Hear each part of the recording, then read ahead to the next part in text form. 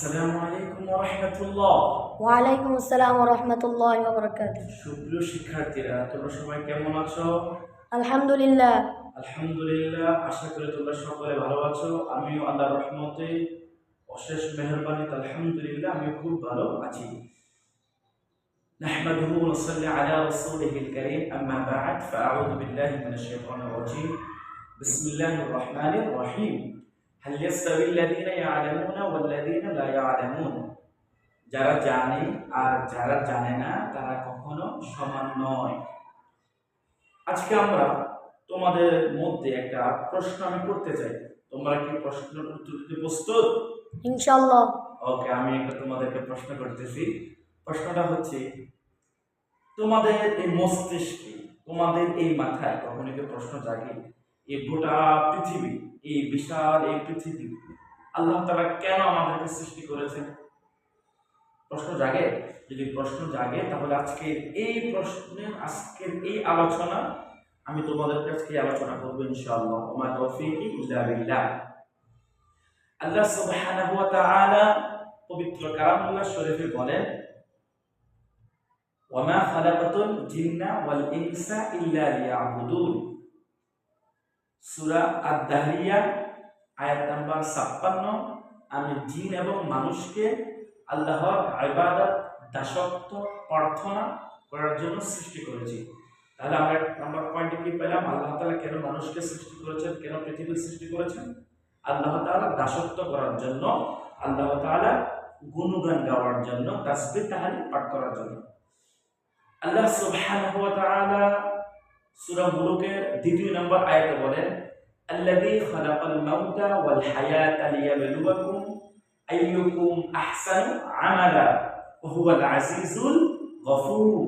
আল্লাহ তাআলা বলেন, আল্লাযী খালাকাল মাউতা ওয়াল হায়াতা লিয়াবলুয়াকুম, আমি মানুষের মধ্যে মৃত মানুষ এবং জীবিত মানুষকে আমি দেওয়ার সক্ষম, এবং আমি আল্লাহ তাআলা দুনিয়াতে আমাদেরকে পাঠিয়েছি এটার মাধ্যমে আমাদের পরীক্ষা নেওয়ার জন্য।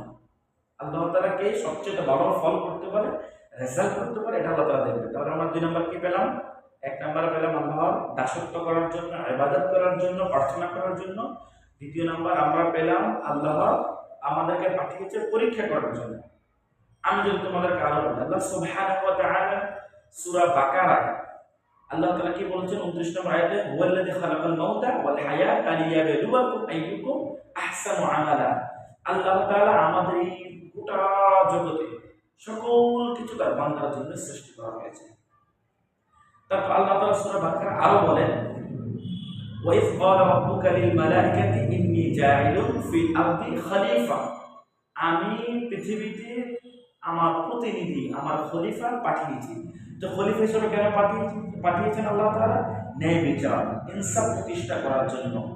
এই সকল কিছু বলার উৎস তোমাদের মধ্যে একটাই, আল্লাহ সুবহানাহু ওয়া তাআলা যে আমাদেরকে অসংখ্য গুণে গুণান্বিত করেছেন। কেন আমাদেরকে পাঠিয়েছেন? আমি 5টা গুণের কথা বলেছি।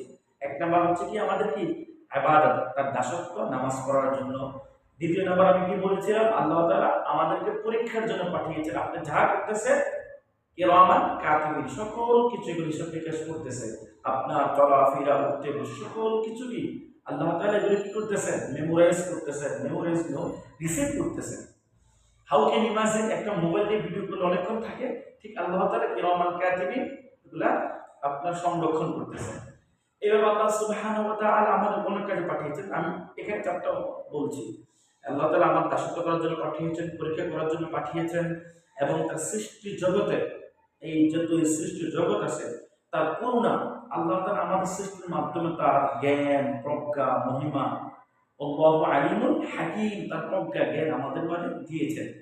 অতএব আমি আমার বক্তব্য দীর্ঘায়িত করবো না, তোমাদেরকে এটাই বলবো।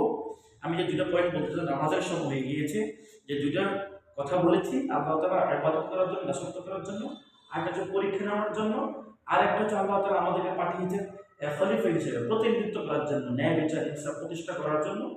আল্লাহ তাআলা যেন আমাদেরকে 3টা আমল, আল্লাহ তাআলা আরো অসংখ্য আয়াত দিয়েছে। আল্লাহ তাআলা আমাদেরকে কেন পৃথিবীতে পাঠিয়েছে? তোমরা যখন প্রশ্ন ওস্তাদ কেন আল্লাহ তাআলা আমাদেরকে পাঠিয়েছেন, আল্লাহর পূর্বে কি ছিল, পৃথিবীর অস্তিত্বের পূর্বে কি ছিল, আশা করি তোমাদের লেখাপড়া করতেছো ইনশাআল্লাহ